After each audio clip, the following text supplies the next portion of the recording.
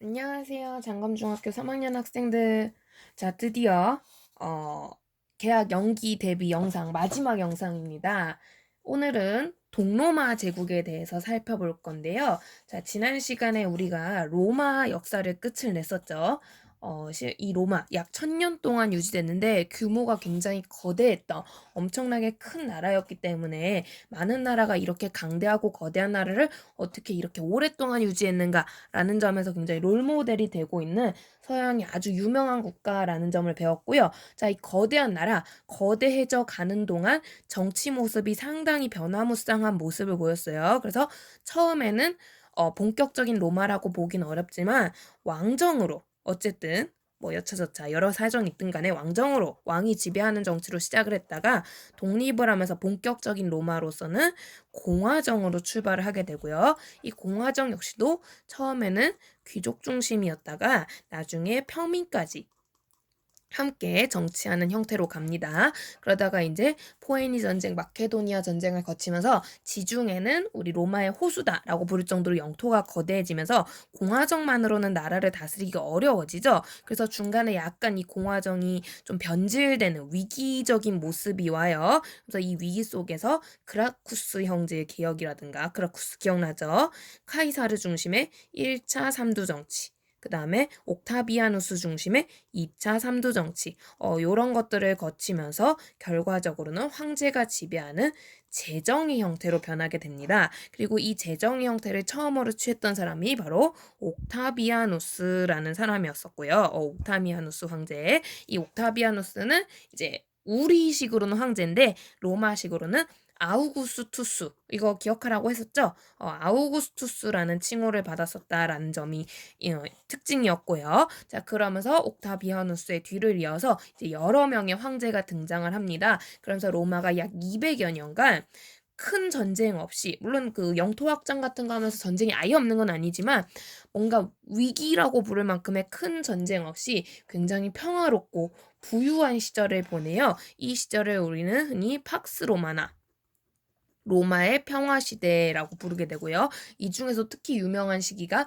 5명의 현명한 황제가 연달아 등장하는 오현제 시기가 가장 유명하다라는 얘기를 했습니다. 근데 문제는 이 팍스로마나 오현제 시기가 너무 길어지게 되면서 팍스로마나가 길어지면서 로마가 내부적으로 이제 골마가기 시작하죠. 약간의 이제 위기와 그 실패는 성공의 어머니라든가 이런 말이 괜히 나오는 게 아닌 게 사람이 자기가 좌절과 실망을 겪었을 때 실패를 경험했을 때 이거를 이제 발판을 삼아 딛고 일어서야 더 발전적인 모습을 취할 수 있을 때도 있거든요. 꼭 그게 물론 실패가 좋은 것만은 아니지만 나쁜 것만은 아니라는 거예요. 그런 게 필요한 건데 너무 위기 없이 오랫동안 지속이 되니까 이 로마인들이 썩어가기 시작합니다. 특히 이 과정에서 이제 로마 내부의 빈부격차라든가 권력 다툼, 군인 황제 시대라고 불리는 권력 다툼, 뭐 혹은 이제 게르만족의 이동, 침입 같은 여러 가지 이제 위기들이 찾아오게 되고요. 자, 그러면서 그 혼란을 수습하려는 인물이 등장을 하게 돼요. 바로 그 인물이 콘스탄티누스 대제다.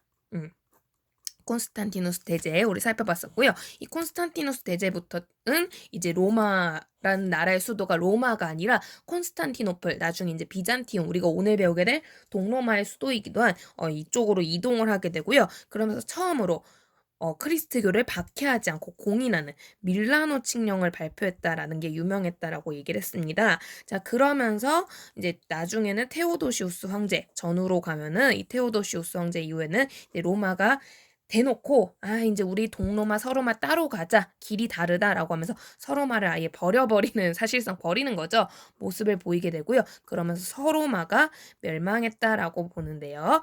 그 흔히 이제 근데 이 서로마라는 지역이 원래 그 로마의 주 지역이었기 때문에 로마 멸망이라고 얘기를 많이 하게 되고요. 그러면서 고대라는 시대 역시 막을 내리게 됩니다. 그래서 이 뒷시기부터 이제 시대적 분위기, 상황, 제도 여러 가지가 엄청 다른 모습을 모습을 띠게 돼요.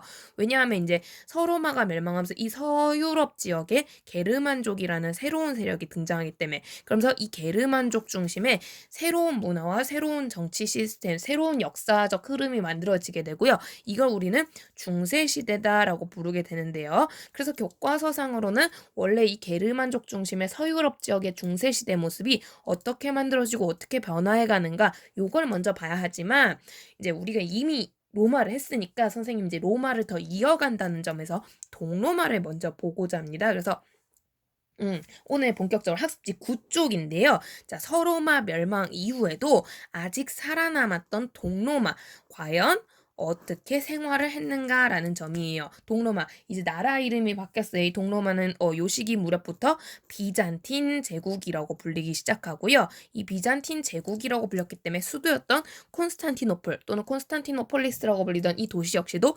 비잔티움이라고 바뀌어서 부르는 경우가 많아집니다. 그러면서 역시 많은 황제들을 거쳐서 굉장히 발전적인 모습을 보이게 되는데요. 동시에 동로마로 이동하면서 이 동쪽 지역은 원래 로마 지역보다 그리스 지역이 가까운 곳이에요. 그러면서 로마 내부에 그리스 문화적 성격이 굉장히 강하게 가미됩니다. 그래서 이 사람들이 이제 라틴족이라고 해서 라틴어 여러분 많이 들어봤죠? 라틴어를 원래 쓰는 사람들인데 비잔틴 제국으로 넘어가면 뭐 그리스어를 쓴다든가 이런 식으로 해서 되게 좀 다른 모습을 보여주게 돼요. 그래서 비잔틴 제국의 독자적인 모습을 보이게 되는데, 안타까운 점은 요 지역이 이제 지역 자체가 우리랑 뭐 엄청나게, 그러니까 좀 영향력이 약간 약한 지역이라고 할 수 있는 거죠. 그러니까 세계화 시대니까 뭐 어디가 좀 교류가 없다라고 말을 할 수는 없지만, 그리고 터키는 우리 6.25랑도 관련해서 되게 인상 깊은 그 관련이 깊은 지역이거든요.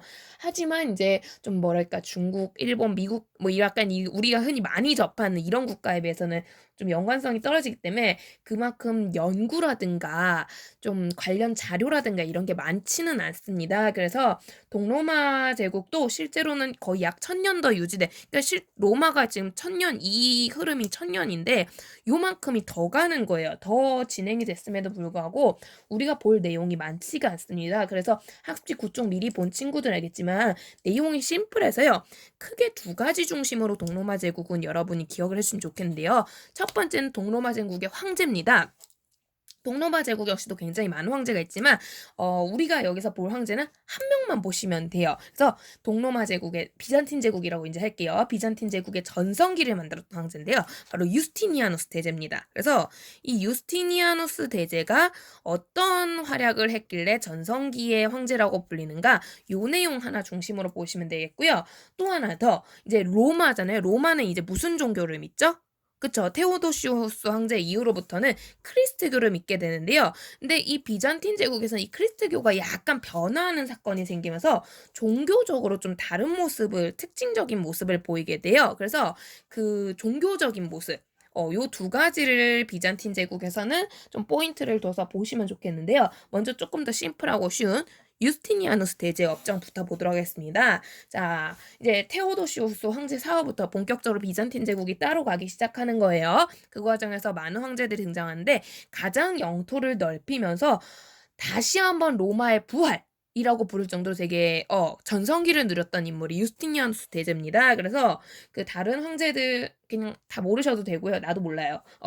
이 전성기 황제를 보시면 되겠는데요. 자, 일단 전성기니까 뭐 말할 필요도 없죠. 가장 전성기 하면 제일 특징적인 사업, 영토 확장입니다. 유스티니아누스 대제는 역시 정복 사업을 굉장히 활발하게 했던 정복 활동 활발하게 했던 인물로 보이고요. 그래서 서유럽 입장에선 침입을 당한 거죠. 그래서 옛 서로마 영토 지역까지도 상당히 또 회복을 하려고 하는 그런 모습들을 보이게 돼요. 그럼 뭐 완전 로마랑 똑같은 영토는 아니지만, 그래서 상당히 넓은 영토를 가졌던 걸로 유명하고요. 이 영토를 넓히고 나니까 이 사람이 이 넓은 지역을 잘 다스려야겠는 거야. 그러면 잘 다스리려면 그에 맞는 제도와 질서를 만들어야겠구나라고 생각을 해서 유스티니아누스 대제는 안 그래도 발전적이었던 로마 법들을 총정리하고 재정비하는 모습을 보이게 됩니다. 그러면서 자기 이름을 붙인 법전을 하나 만들게 되는데요. 요게 이제 이 황제 이름을 따서 유스티니아누스 법전이라고 불리게 되고요. 근데 이름이 너무 길잖아요. 이거 저번 시간에 우리 배운 거죠. 그래서 다른 이름으로는 로마법 대전이라고 많이 불리게 됩니다. 그래서 로마법 대전이라고는 기존의 모든 로마의 법률들을 총정리하고 비잔틴 제국에 걸맞게끔 다시 조금 개혁하고 재정리한 내용이라고 보시면 돼요. 근데 문제는 저번 시간에도 언급을 했지만 그렇게 정리를 한 이 로마법 대전의 내용이 너무너무너무 쓸모가 있는 거야. 시대를 떠나서 되게 일반론적으로 인간이라면 누구나 이런 법률에 따르면 나라가 되게 잘 운영되겠다라는 내용들이 많았다라는 거죠. 그래서 오늘날 유럽에서도 이 내용을 많이 빌려와서 그러니까 현대식에 맞게 용어나 조금 내용들이 약간 변화를 주긴 하지만 기본적인 틀 자체는 여기서 많이 가져왔다고 해요. 그래서 유럽 법전에 크게 영향을 미친 법전이 두 개인데 하나가 요거랑 또 하나가 이제 나폴레옹 법전인데 되게 그래서 유명해요. 법 쪽에서. 그래가지고 꼭 이름을 기억해 두시면 좋을 것 같습니다. 유스티니아누스 법전, 너무 이게 어려우면 로마법 대전. 그래서 총정리했다 보시면 되겠고요. 이렇게 하니까 이제 전성기라고 부를 만큼 나라가 잘 다스려지는 거죠. 근데 이 유스티니아누스 대제는 겸손한 사람이었나 봐요. 이걸 이제 내가 잘나서 이렇게 잘 돼. 라기보다는 또 한편으로는 하늘이 우리를 잘 돌봐주신 거야. 하느님께서 우리를 돌봐주신 거야 라고 하면서 감사의 의미를 담아 성당을 하나 짓습니다. 이 성당이 비잔틴 제국의 상징적인 건물. 그러니까 그리스 하면 파르테논 신전이 있고 뭐 예를 들어 우리 저번 시간에 로마 하면 뭐 콜로세움이나 수도교 같은 거 본 것처럼 비잔틴 제국 하면 가장 유명한 건축물인데요. 요게 성 소피아 성당이라고 해요. 너무 유명해서 선생님이 사진을 실어놨는데요. 요거 학습지 보신 친구들은 보셨죠? 교과서에도 있습니다. 이 사진은. 그래서 성 소피아 성당이라고 불리는 요 건축물을 짓습니다. 하느님한테 이제 감사합니다 하고 전당을 만드는 거죠. 근데 요 건축물 얼핏 보면 좀 잘 모르시는데 자세히 보면 여러분 이게 성당이잖아요, 여러분. 우리 성당 한 번도 안 본 친구 없죠? 길 가다 보면 흔하게 보이는 게 성당이잖아요, 우리나라에서도. 이 성당이 좀 모양이 어떤 것 같아요? 비슷합니까, 우리나라 성당하고? 엄청 다른 거 하나 있는데 일단 결정적으로 되게 다른 거. 찾았나? 뭘 이제 이걸 얼굴 맞대면서 우리 얘기를 해야 되는데 일단 여러분 어쩔 수 없이 선생님이 이제 답을 얘기해주면 일단 두 개가 크게 다른 게 있어요. 첫 번째는 우리 성당에 가면 입구에 꼭 있어야 되는 게 얘는 없어. 그렇습니다. 십자가입니다, 여러분. 성당 십자가는 보면은 여러분 주의하셔야 성당 십자가는 무조건 십자가에다 앞에 예수님이 예수님이 못 박혀 죽으실 때 죽으실 때 하면 안 되나? 돌아가실 때 네. 미안해요. 돌아가실 때 모습으로 이렇게 해가지고 내 그림을 못 그려서요. 내가 종교적으로 미워하는 거 아니에요. 이런 식으로 해가지고 요런 형상으로 십자가가 입구에 있고요. 우리나라 성당을 가시면요. 그 옆에 보통 이제 예수님의 어머니라고 알려져 있는 마리아상이 같이 이렇게 위치해 있는 게 일반적이에요. 우리나라 성당 디자인들은 혹은 입구가 아니어도 건물 안에 들어가면 안에는 반드시 뭐 안팎으로 꼭 있는 게 이건데 요거는 자세히 보시면 입구나 이런데 예수님 모습이라든가 마리아 모습이라든가 성당에 어울리는 십자가 그 모양이 없어요.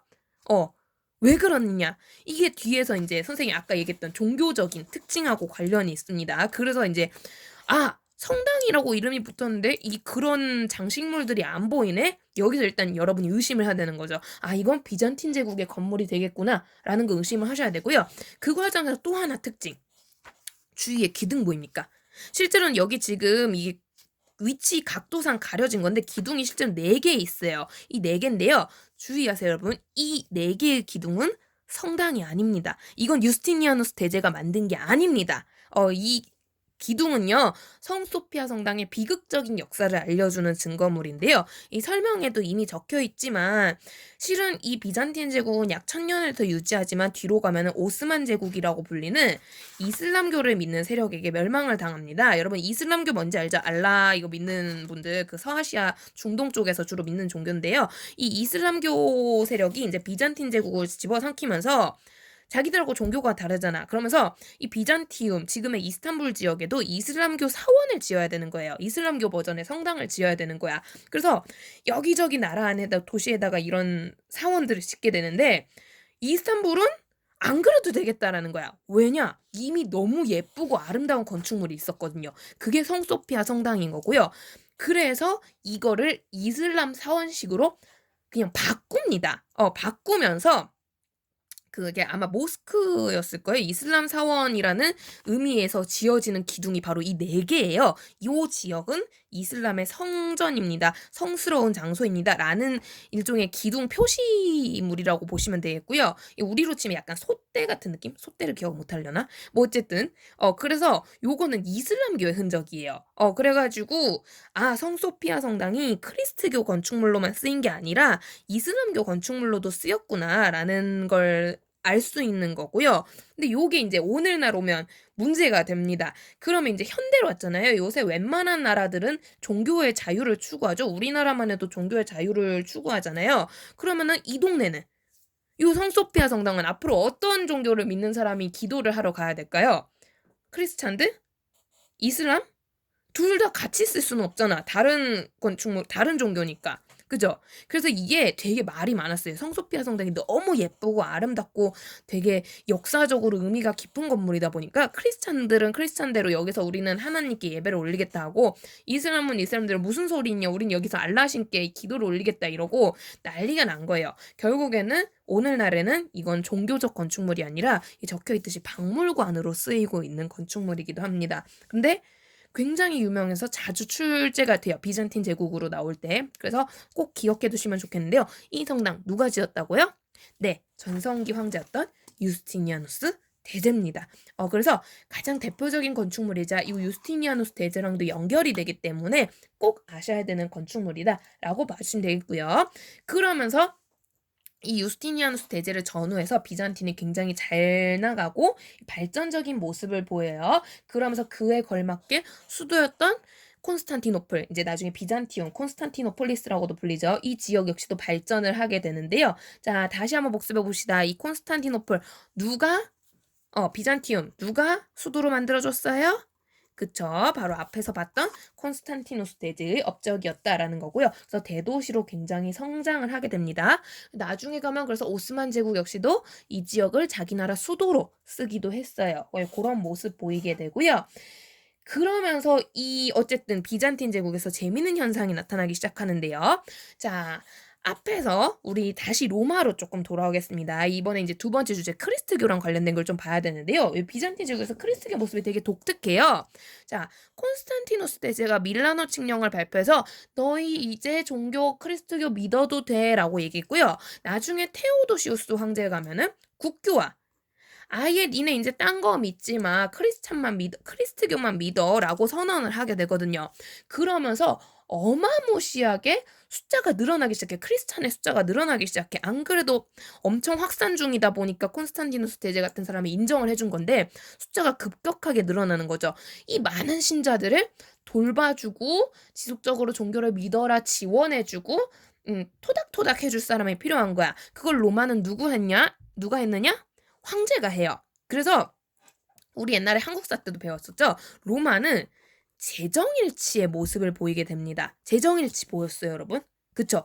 제사, 종교를 다루는 사람과 정치를 담당하는 사람이 같다라는 거잖아요. 그래서 재정일치 사회 면모를 띠게 되는데 문제는 이 로마가 분열을 했다는 거예요. 동로마 지역과 서로마 지역으로. 자, 그러다 보니까 원래 이 종교라는 거 크리스트교를 로마는 황제가 관리를 하게 되는데 동로만 문제가 없죠. 동로마는 계속 지금 황제가 여기 이사 가가지고 여기서 계속 크리스찬들을 돌보는 거잖아요. 그죠? 그래서 동로마 역시도 황제가 종교를 담당하는 그래서 재정일치적인 모습을 보이게 됩니다. 근데 문제는 서로마 지역이요. 서로마는 사실상 황제가 이 지역을 버린 거잖아요. 여기 지금 황제가 있는 거다 없는 거다? 사실상 없는 거라는 거야. 근데 여기 황제 없다고 크리스트교 믿는 사람들이 하루아침에 없어졌겠어요? 몽땅 다 동로마 이사 갔을까? 아니죠. 그 현실적으로 말이 안 되는 거잖아요. 수도를 옮긴 거지 모든 로마인들이 이사를 간 건 아니라는 거예요. 그래서 이 지역에도 여전히 많은 수의 크리스트교 신자들이 머물고 있었고요. 그래서 황제를 대신해서 이 동네에 있는 크리스찬들을 돌봐줄 사람이 필요해집니다. 결국에 그래서 사람들이 의논 속에서 예수의 제자들 중에 이 종교를 관리해줄 사람을 뽑게 되는데요. 이분이 우리가 알고 있는 교황님이 돼요. 교황 누군지 모르는 사람 없죠. 그 바티칸에 계신. 그래서 교황님께서 이제 서로마 지역, 나중에 서로마 멸망 후에도 서유럽 일대의 크리스찬들을 돌봐주는 모습을 보이게 되고요. 그러다 보니까 이제 서로마는 멸망 후에 자연스럽게 재정 분리의 길을 걷게 됩니다. 이해됩니까?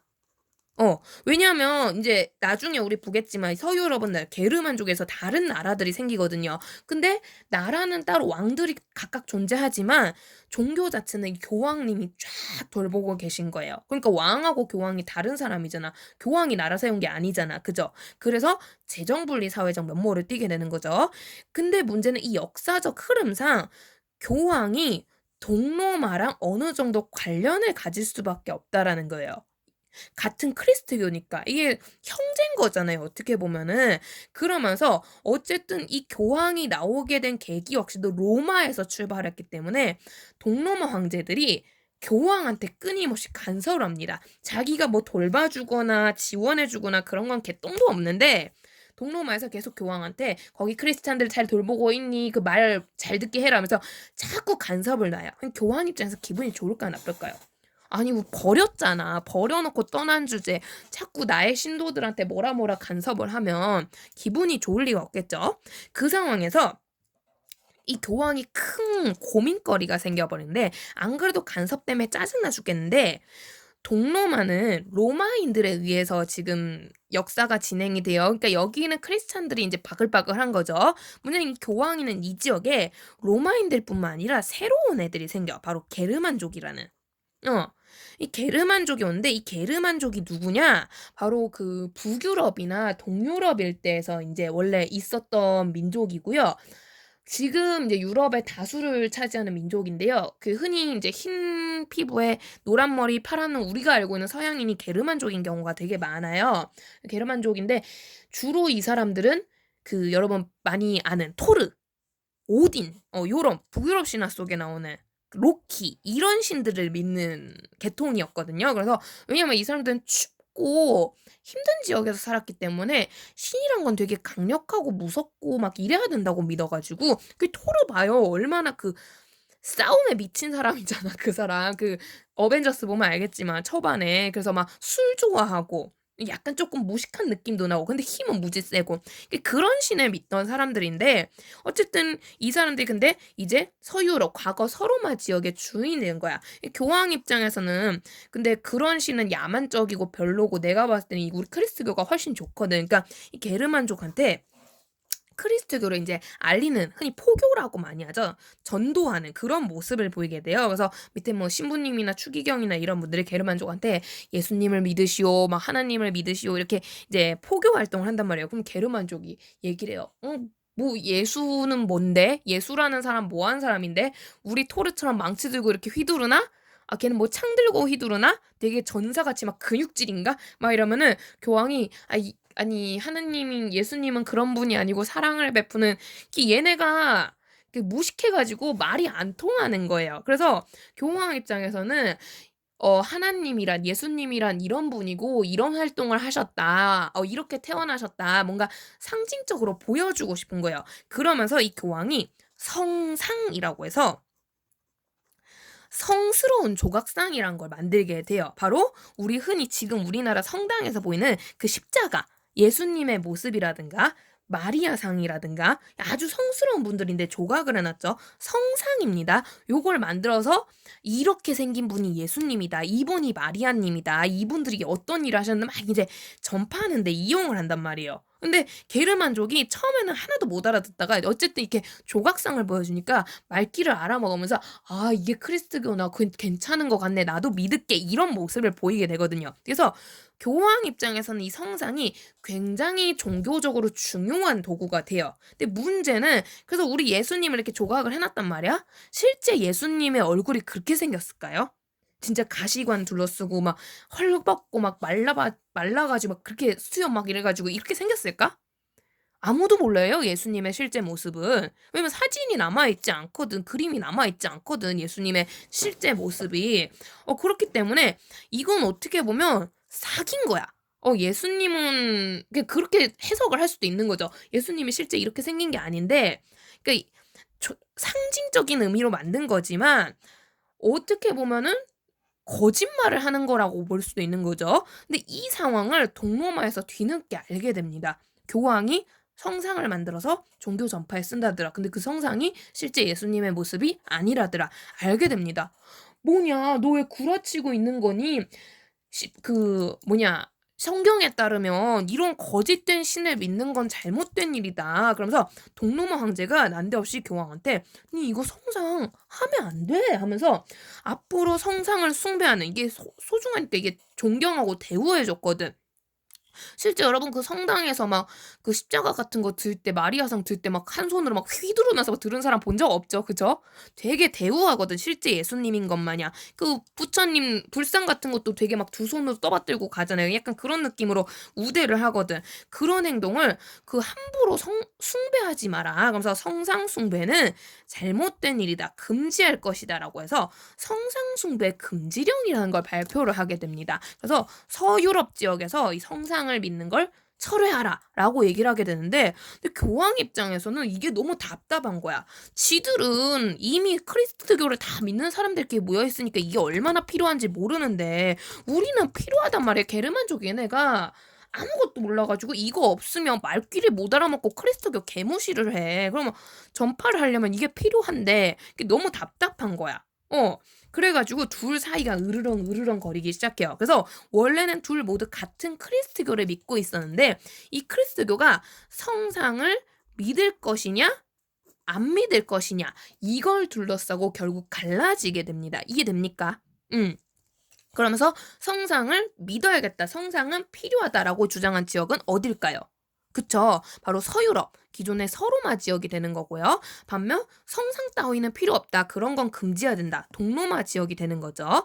그래서 아까 성소피아 성당 보시면 뭔가 예수님 조각상이라든가 마리아 조각상이라든가 전혀 장식이 없어요. 그죠? 그래서 이 비잔틴 제국에서는 이 성상이라고 불리는 그러한 성스러운 조각상이 전혀 조각되지 않는 그러한 성당들이 만들어지게 되고요. 근데 그 과정에서 얘네가 이제 뭔가 장식하고 꾸밀 때 또 그리스 문화의 영향을 많이 받아. 그래서 동로마 버전의 크리스트교를 우리는 이때부터 그리스 정교라고 부르게 되고요. 이 그리스 정교는 총 지배자, 총 관리자가 누구냐? 황제가 되는 거예요. 그래서 동로마는 재정일치 성격의 그리스 정교가 유행하는 모습을 보이게 됩니다. 그리고 성상을 믿는다, 믿지 않는다? 믿지 않는다는 거죠. 그런데 성당은 예쁘게 꾸미고 싶어. 그래서 주로 뭘로 꾸미냐? 밖은 그냥 무난무난하지만 내부적으로 보면은 이 동로마 제국은 모자이크 같은 장식으로 꾸미는 걸로 되게 유명합니다. 그래서 여러분 학습지 밑에 보시면 화려한 모자이크 벽화 이런 거 설명이 있을 거예요. 요런 것들로 장식을 한 걸 되게 유명하고요. 반면 서로마 지역은 교황님이 왕들과 별개로, 즉 재정분리죠. 재정분리 형태로 성상을 믿으면서 성상을 숭배하면서 종교적인 활동을 합니다. 이게 우리나라에서도 믿고 있는 카톨릭, 천주교가 되는 거예요. 카톨릭이고요. 로마에서 믿는 교회다 해서 로마 교회라고도 책에 따라서는 쓰기도 합니다. 뭐 로마 교회. 그래서 실은 그 우리가 크리스트교 하는데 크리스트교가 되게 큰 의미예요. 그래서 엄청 큰 의미고 원래는 엄격하게는 이 전체를 통틀어서 크리스트교라고 볼 수 있는데, 근데 이제 우리나라에서나 일반적으로는 요 나눠진 후부터는 동로마는 그냥 그리스 정교라고만 부르고요. 보통 일반적으로 크리스트교, 로마교회, 카톨릭 이거를 같은 말로 쓰게 됩니다. 이해됩니까, 여러분? 그래서 내가 이제 나중에 서유럽어로 가면 이걸 같이 쓸 수도 있어요. 책에 따라서 표현을 같이 쓰기도 하고요. 헷갈리시면 안 됩니다. 동로마는 그리스 정교라고만 불러요. 통일, 그리스 정교라고만 불러요. 서로마에서는 크리스트교, 카톨릭, 로마교회 다 같이 쓰고요. 그래서 정리가 되나요? 원래는 둘 다 포괄하는 게 맞는데 크리스트교가 요거 질문이 굉장히 많이 나와서. 근데 이거 꼭 수업하면 그럼 몇 명의 애들이 묻는다? 매년 선배들마다 물었는데 선생님 그럼 교회는 뭐예요? 그 기독교 그냥 우리 가는 교회는 뭐예요? 목사님 계시는? 네, 그거는 뒤에 종교개혁하고 관련이 됩니다. 그래서 원래는 이 서유럽 지역에서 이제 카톨릭, 크리스트교 로마 교회로 통일돼서 믿음을 가지다가 나중에 종교개혁이라는 사건이 발생하게 되면서 이게 또 바뀌어요. 그래서 카톨릭을 대신하는, 그러니까 오래된 버전의 크리스트교가 아니라 새로운 버전의 크리스트교가 등장합니다. 이게 엄격하게 지들 말로는 프로테스탄트라고 해서 쉽게는 신교, 새로운 종교라고 해서 신교라고 하는데, 이거를 우리나라에서는 기독교, 교회 이렇게 말을 하게 되는 거죠. 근데 실은 여러분 이게 번역에 어려운 건데 기독교가 크리스트교 번역이거든요. 그래서 엄밀하게 기독교 크리스트교는 이 성당이랑 교회를 다 포함하는 말인데요. 우리나라에서만 이렇게 묶여서 쓰여요. 그래서 이게 되게 헷갈릴 수 있는데, 여러분 우리 수업 시간에 크리스트교란 얘를 의미하는 거예요. 나중에 바뀌게 되면 내가 또 얘기를 해줄게. 그래서 지금은 얘만 있다는 거, 성당만 있다는 거 기억을 하셔야 됩니다. 크리스트교란 동로마는 그리스정교라고 부른다. 이렇게 여러 번 설명을 했으니 이제 안 헷갈리길 바랄게요. 그래도 헷갈리면 한 번만 더 설명해 주세요. 선생님 댓글에 달아주세요. 네, 또 설명해 줄게요. 이건 진짜 헷갈려하는 친구들이 너무 많아서 우리나라에서 번역의 오류라 가지고 이게 그러니까 일상적으로 우리나라에서 쓰는 거랑 역사적으로 그쪽 동네에서 쓰는 거랑 다른 말이 돼버려가지고 의미가 같은 단어인데 동의의어 같은 느낌인 거죠. 그래서 생기는 문제니까 이렇게 잘 구분을 하시기 바랍니다. 정리되나요? 자, 그러면서 종교적으로, 그러니까 다시 한번 정리할게요. 동로마 비잔틴 제국에서 황제로는 유스티니아누스 대제가 되게 유명하고, 종교적으로는 그리스 종교, 재정일치적인 성격을 지니는 그리스 정교가 되게 유명한데, 이 그리스 정교가 만들어지는 데는 바로 요 성상숭배 금지라는 요 사건이 굉장히 큰 역할을 하게 되었다라는 거 볼 수 있고요. 그러면서 성소피아 성당이라는, 그러니까 이 성소피아 성당은 유스티니아누스 대제랑 엮여서 나올 수도 있고요. 바로 요 종교적인, 아까 얘기했잖아요, 모자이크 양식, 요런 거랑 연결해서 나올 수도 있습니다. 그래서 잘 기억을 해주시기 바라고요. 그러면 학습지 빈칸 살펴보면서 마지막 정리하겠습니다. 자, 비잔틴 제국입니다. 다시 한 번만 정리할게요. 테오도시우스 황제 사후 동서로마가 아예 나눠지게 되면서 서로마 멸망 후에도 유지됐던 국가 비잔틴 제국이고요. 아주 유명한 황제로 우리 유스티니아누스 대제 봤어요. 정복 사업이 되게 유명하고요. 특히 법전, 로마법 대전, 유스티니아누스 법전을 만들었네요. 동시에 성소피아 성당이라고 불리는 요 건축물 되게 유명한데, 비잔틴의 가장 대표적인 건축물이자 유스티니아누스 대제의 업적이고, 그 다음에 그 비잔틴 제국의 그리스 정교적 특징도 보여줄 뿐더러 먼 훗날 비잔틴 제국이 이슬람교에게 집어삼켜졌다라는 역사적 흔적을 볼 수 있는 증거물입니다. 그런 점에서 굉장히 의미가 깊으니까 출제 확률도 매우 높은 그런 건축물이라고 보시면 되고요. 자, 그러면서 비잔틴 제국 콘스탄티노플, 이름은 원하시는 대로 기억하세요. 콘스탄티노플을 중심으로 꾸준히 발전해 나가게 됩니다. 그러면서 요거 별표. 종교적으로 재정일치적인 모습을 보이게 돼요. 이 재정일치를 서양에서는 황제교황주의, 황제랑 교황이 같다라고 해서 요렇게 부르기도 하고요. 재정일치적인 이 성격을 지니는 비잔틴 제국의 종교, 이거를 우리는 그리스 정교라고 부른다라는 거. 로마는 크리스트교인데 왜 그리스 정교라고 바뀌었느냐? 바로 이 크리스트교가 성상숭배 금지 문제, 성상숭배 문제를 둘러싸고 나눠졌다라는 거지. 그래서 그리스 정교, 동로마 황제가 크리스트교인들 전체에게 성상숭배 금지령을 선언을 해요. 근데 여기서 말하는 크리스트교인들이란 서유럽 지역까지 포함을 하는 거고요. 근데 서유럽 지역은 게르만족 때문에 성상이 필요했었다라는 거. 그러면서 갈등 속에서 서유럽 지역은 교황이 최고로 존재하는 재정분리 형태의 카톨릭을 믿게 되고요. 카톨릭 혹은 로마교회 같은 겁니다.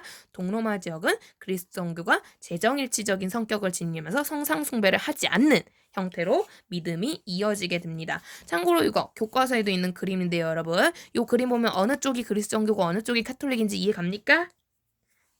내용 보시면 알 수 있겠죠? 성상으로 크리스트교 신앙을 가르쳐야 합니다. 무식하니까 여기가 교황님, 즉 카톨릭교가 되는 거고요. 진실한 믿음입니다. 겉모양뿐인 성상을 숭배하는 건 잘못된 거예요. 성상 숭배하면 안 돼요. 요게 그리스정교가 되는 거죠. 볼 수 있고요.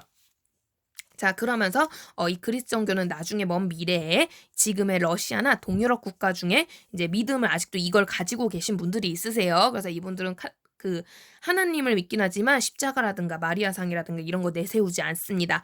그게 좀 특징이고요. 자, 그런데 이 동로마 비잔틴 제국 안타깝게도 로마랑 같은 방식이에요. 같은 이유예요. 자영농 계층들, 즉 평민층들이 경제적으로 빈부격차로 인해서 몰락하면서 군사적으로 힘이 약해지고요. 그래서 아까 얘기했던 대로 오스만 제국에 의해서 멸망하게 됩니다. 오스만 제국이 뭔데요, 쌤? 모르셔도 됩니다. 우리 서아시아 안 하니까 지금. 실은 나도 이쪽 역사 이슬람 쪽은 잘 몰라서 미안. 내 완전 이쪽은 전공 분야가 아니라서 서양사는 그나마 수업을 대학 때부터 해가지고 꾸준히 했는데 미안해요. 이거 하려면 나도 지금 공부를 따로 해야 돼가지고 패스. 교과서에 있긴 있어요, 여러분. 실은 오스만 제국도 되게 유명한 국가라. 그러니까 뭐라 해야 되지? 그러니까 아예 모르는 건 아닌데 좀 그렇네요. 이게 배경 지식이 많이 모자란 편이라서 난 모르는 건 모른다고 해요. 그래서 이거는 교과서에 있는 정도로 혹시 궁금하신 친구들은 설명을 읽어보시면 좋을 것 같아요. 어쨌든 그렇고요. 그러면서 비잔틴 제국 그래도 이런 여러 가지 사건을 겪으면서 1000년 유지됩니다. 그러면서 자기들만의 비잔틴 문화를 이끌게 되는데요. 요거는 그냥 읽어보시면 되겠고요. 비잔틴 문화하면 가장 유명한 거 성소피아 성당이 유명하다 정도 봐주시면 될 것 같아요. 그래서 여기까지가 비잔틴 제국이고요. 안타깝게도 동로마 역시도 서로마랑 같은 길을 걸어서 멸망을 하고 말았네요. 그러면서 이 동네는 이제 러시아, 터키 이런 나라들이 동유럽 이런 나라들이 등장을 하게 되고요. 비잔틴 제국은 나중에 이름은 한 두세 번 정도 십자군 전쟁이나 이런 데서 언급이 더 됩니다. 그래서 기억을 하고 계시면 좋겠고요. 어쨌든 로마 어떤 식으로든 결국 멸망을 하고 말았네요. 근데 이렇게 비잔틴 제국으로서 로마가 살아남아서 역사가 전개되고 있을 때 이제 멸망했던 서로마 지역에는 새로운 국가, 새로운 세력들이 만들어지게 됩니다. 바로 게르만족에 의한 새로운 중세 시대의 모습인데요. 요 내용은 이제 23일 개학을 하면 그때 수업을 들어가도록 하겠습니다. 수업 들어가기 전에 선생님 여러분 이거 제대로 공부했는지 간단하게 테스트는 지금 해볼까 생각 중이에요. 근데 또 뉴스를 보니까 코로나19로 인해서 뭐 연기가 더 미뤄진다. 그러니까 개학이 더 미뤄진다는 얘기도 있고 막 별 얘기가 많아서 어떻게 될지 모르겠네요. 선생님 원래는 복습도 좀 하고 그러려 그랬는데 어쨌든 그래서 현재로서는 예정이 23일이니까 23일 이후에 이제 서유럽 지역의 중세시대 역사 들어가는 걸로 하겠고요. 복습 시간하고 같이 해서 혹시나 정말 연기가 되면 또 여러분의 얼굴을 보지 못한 채 영상을 준비하던가 해보도록 하겠습니다. 일단 여러분 고생 많으셨고요. 영상이 한 6개, 5개, 6개 정도 되죠? 그래서 내가 서양사는 여러분이 너무 어려워할까봐 나름 영화도 뒤져보고 애를 썼으니까 열심히 들으셔서 이제 내가 개학 후에 질문을 하면 잘 대답을 해주셨으면 좋겠어요. 우리 또 3학년들이 유능하니까 기대하고 있겠습니다. 그러면 빨리 얼굴 보기를 기다리겠습니다. 나중에 또 봐요. 안녕.